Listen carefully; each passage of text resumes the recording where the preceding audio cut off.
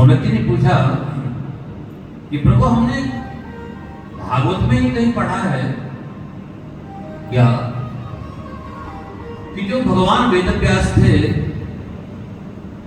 बहुत काल तक उनके मन में अशांति रही, उस शांति की प्राप्ति के लिए नाना प्रकार का उन्होंने कृत्य भी किया, कर्म भी किया, लेकिन बहुत प्रकार के कर्म करने के बाद भी शांति नहीं मिली उनको।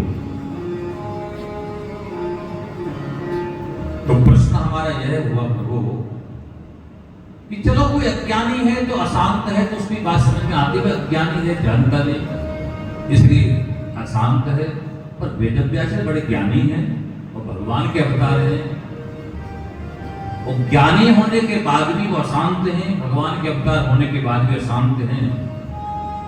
ये बात हमारी समझ में नहीं आई।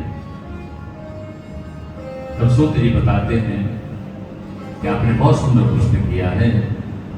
अच्छा, वेदव्यास जी ने बहुत अशांति है तो क्यों है? अभी तो आपका मन कहता है कि भाई घर में माहौल ठीक नहीं इसलिए अशांति है, कि बहू ठीक नहीं है, कि बेटा ठीक नहीं है, कि पड़ोसी ठीक नहीं है, कि रिश्तेदार ठीक नहीं है, या आपका मन बोलता है, पर अशांति का मूल कारण ये नहीं है। ये बाहर की व्यवस्थाएं हैं।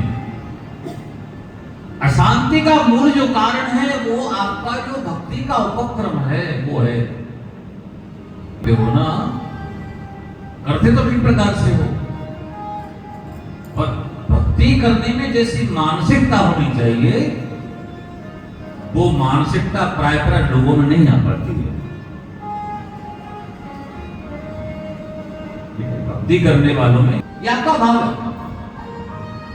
बाकी तो गंगा का समान फल देते कभी ना लो। आप ग्रंथों को पढ़ के भक्ति करो।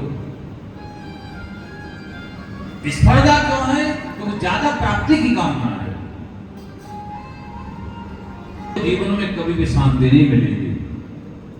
कोई भी कृत्य, कोई भी कर्म यदि आप भगवान के लिए करना प्रारंभ कर दोगे जिस दिन से, उसी दिन से आपको शांति मिलना प्रारंभ हो जाएगी। बोलो बांके बिहारी लाल की।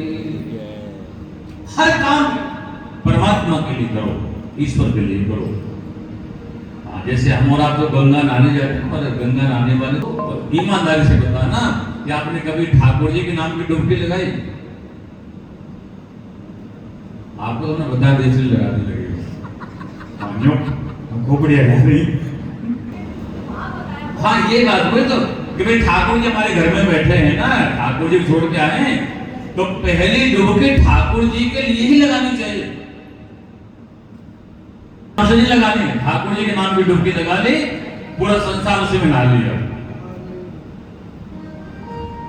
तो पर ये है क्या चाहता है, ज्यादा ज्यादा जितना ज्यादा कर सके ज्यादा कर सके ज्यादा कर सके। की कमी को नारद जी बता रहे हैं, वेदव्यास जी आपने इतने पुराणों को लिख दिया तो क्यों लिख दिया?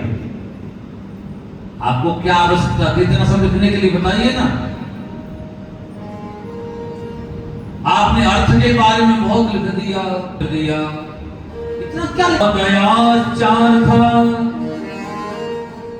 मुनिवर्यानु कीर्तितः न तथा वासुदेवस्य महिमायनुवर्णितः। अरे प्रभु, आपने भगवान कन्हैया की बाकी गारी की कथा लिखते आपका जीवन धन्य हो जाता। इतना सब लिख दिया, और भक्ति की चर्चा किसी ग्रंथ में ज्यादा नहीं किया आपने।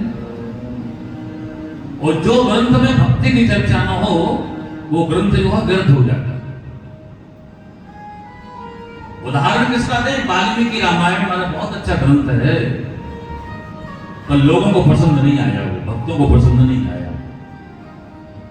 तुलसीदास जी